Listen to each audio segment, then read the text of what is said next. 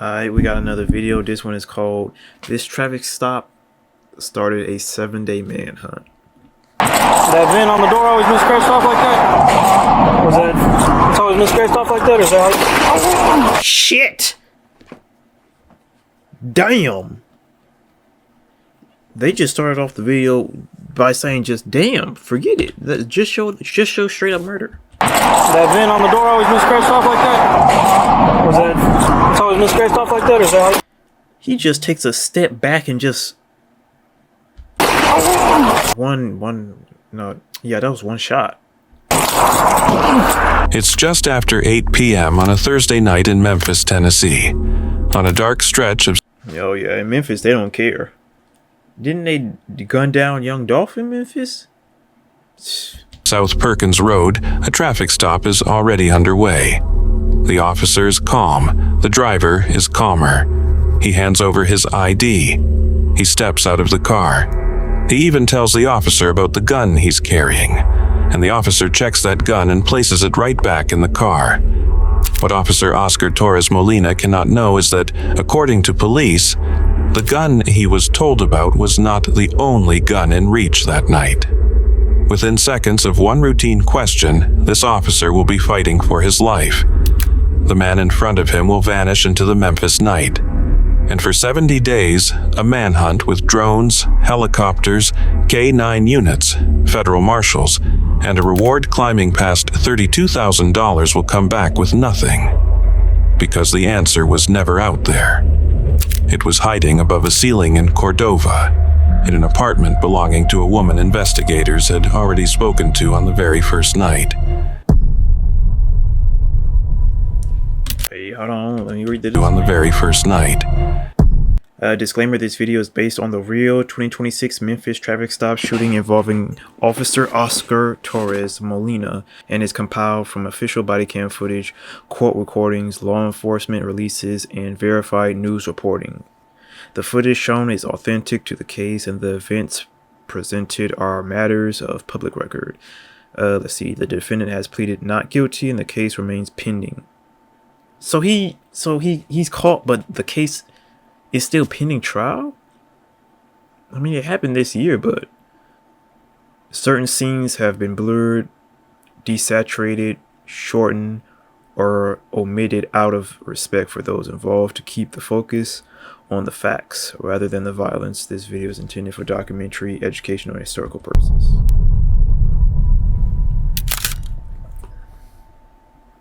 It's February 26th, 2026 at 8:09 p.m. in Parkway Village on the southeast side of Memphis. Officer Torres Molina has stopped a white Nissan Maxima at South Perkins Road and Aloha Avenue. Not for speeding, but for the VIN, the 17-character fingerprint every vehicle in America carries. On his body cam, he photographs the car's identifiers, even opening the driver's door to capture the number. Because a scratched or missing VIN usually means one of two things. The car isn't what it claims to be, or it doesn't belong to the man driving it. The driver is 40-year-old Daniel Jarvis Maxwell, and from the first moment he is the picture of cooperation. You got anything in this car I need to be worried about, bro? Nah, not at all. Not at all? So you don't mind if I search it then, right? You think you're fine? Step up. Face that way real quick. Face that way real quick. Think about what you just watched. Maxwell told the officer about a gun, voluntarily. You said you ain't got nothing on you, right? I got a gun. It's in my name, though. You allowed to have one? Yeah. Asked whether he's a convicted felon, he says, not at all. Ain't no convicted felon, right? Not at all. Okay. You can put my wallet over me? Yeah. I'm good. I got you.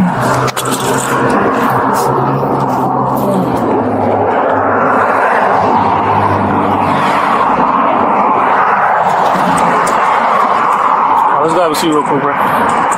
The officer checks that gun and sets it back inside the car. A pat down, a calm walk toward the squad car. Then one more question, whether that VIN has always been scratched off like that. A single gunshot. That VIN on the door always been scratched off like that? Was that, it's always been scratched off like that, or is that like... Officer Torres Molina is hit in the face at close range. by what police say was a second gun, concealed through the search, through the pat-down, through the entire conversation. At 8:11 p.m., the wounded officer is still conscious, calling for help. His partner doesn't wait for an ambulance. He renders aid, loads him into the squad car, and drives. By 8:30, Torres Molina is at Regional 1 Hospital in critical condition, and the man police say pulled the trigger is already gone. At 8:21, 11 minutes after the shooting, the white Maxima turns up wrecked and abandoned in the 4600 block of Wooddale. Whoever was driving walked away from the crash and into the dark. Memphis Police, the Tennessee Highway Patrol, and the Safe Streets Task Force flood the area with drones, aviation, and K-9 teams through the night and find nothing. At 12:02 a.m., the TBI issues a statewide blue alert, Tennessee's most serious warning, reserved for suspects accused of killing or seriously wounding an officer. They got all these flock cameras, street light cameras, cameras on the goddamn bridges, on the expressway, and they couldn't find him for 7 days? I mean, eventually, they called him eventually, but 70 days? They got all types of cameras, all types of sensors, they got shot spotters, and it took them 70 days? At 12:28, the warrant follows. Attempted first-degree murder. 4 hours after a routine traffic stop, Dan L. Maxwell is the most wanted man in the state. By morning, his face is everywhere. On February 27th, Maxwell joins Tennessee's Most Wanted. The reward starts at $2,500 and climbs to $32,500. The TBI believes he may have fled the state entirely. Arkansas, Louisiana, Georgia, even Iowa, and investigators check his known addresses across the river in West Memphis. They release his photos, then something stranger. An AI-generated image of what Maxwell might look like, clean-shaven, in case the man they're hunting no longer matches the man on the poster. And here's where this case refuses to make sense. When investigators pull Daniel Maxwell's record, there's almost nothing in it. No felony convictions, no history of violence, an open container arrest in 2012, driving without a license in 2017. That is the entire file. When he told the officer he wasn't a convicted felon, he was telling the truth. So you need to tell me that this man had no outstanding warrants. This man never been to prison before, never been to jail, because I'm pretty sure they just gave him like probation, if anything, but he just had to pay a fine, most likely. This man never had any outstanding warrants. This man doesn't have like a book of like crimes that he did. What was the reason or the point of shooting the officer then? There was no point in shooting the officer. You don't even have like you're not like a criminal. You're not a criminal. You never been to prison before. There's no reason for you to shoot the officer. I don't know, man. That's just stupid. There was no reason for you to even attempt at you hurting the officer, because there's no warrants out for your arrest. There's like nothing. Nothing in his record explains what the footage shows. March passes. Nothing. April passes. Nothing. A man on the state's most wanted list, his face on every newscast in the Mid-South, federal marshals hunting him full-time, produces not one confirmed sighting for more than 2 months. Think about what that actually requires. No job, no car, no walking into a store. Every knock on a door could be the end. To vanish that completely inside a city of 600,000 people, a fugitive needs one of two things: a way out, or someone willing to hide him. And all the while, investigators keep circling one loose thread from the very first night. The Maxima wasn't registered to Maxwell. It belonged to a 38-year-old woman named Tokitha Owens, who told police the car was hers, and that Maxwell, her boyfriend, had borrowed it that day.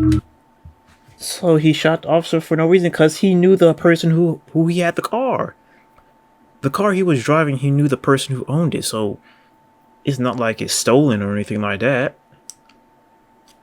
That just don't make no sense. May 7th, 2026 at about 3:26 in the morning. 70 days after the shooting, U.S. Marshals and the Shelby County fugitive team move on an apartment complex in Cordova, on the eastern edge of Memphis. The apartment belongs to Tokitha Owens. The Marshals go in, and then they look up. Above the ceiling, folded into the attic, they find him. After 70 days on the run, we got our man. Federal, state, county, and municipal agencies joined hands to apprehend Donnell Maxwell. Donnell Maxwell hadn't fled to Arkansas.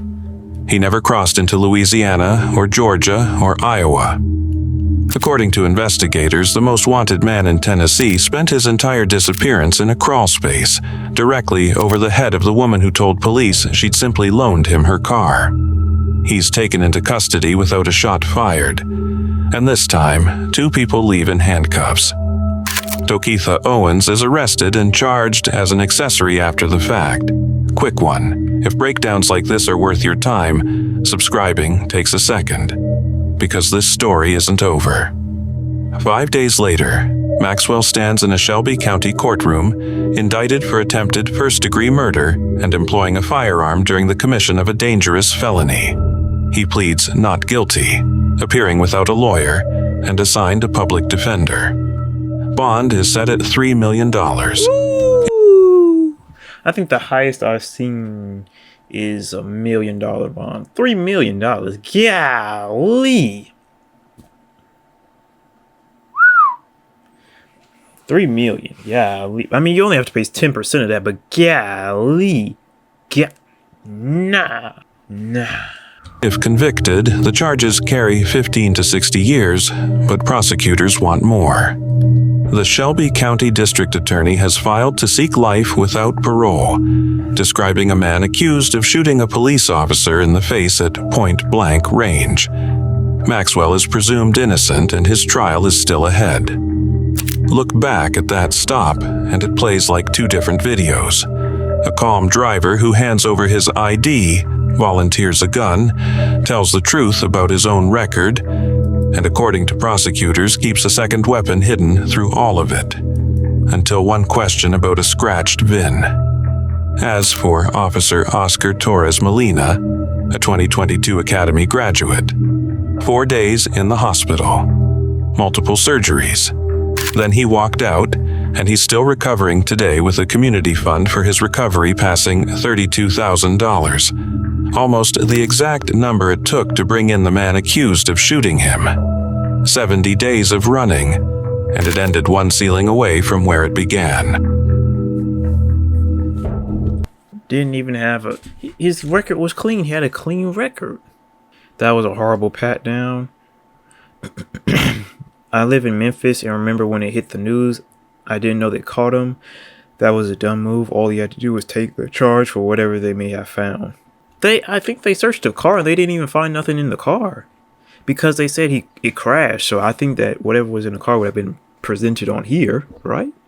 How many years does someone get for possession of a stolen firearm as a non-felon like this guy? Most likely no jail time and a year probation, but apparently he wanted to spend the rest of his life in prison. I ain't gonna lie, that's why I don't like about a lot of these videos. A lot of these videos be like, oh, presume innocent until proven guilty. We see him shooting the police officer, or we see them doing the crime, and they still say presume innocent until proven guilty. While we're looking at them, like some of these we don't even need it.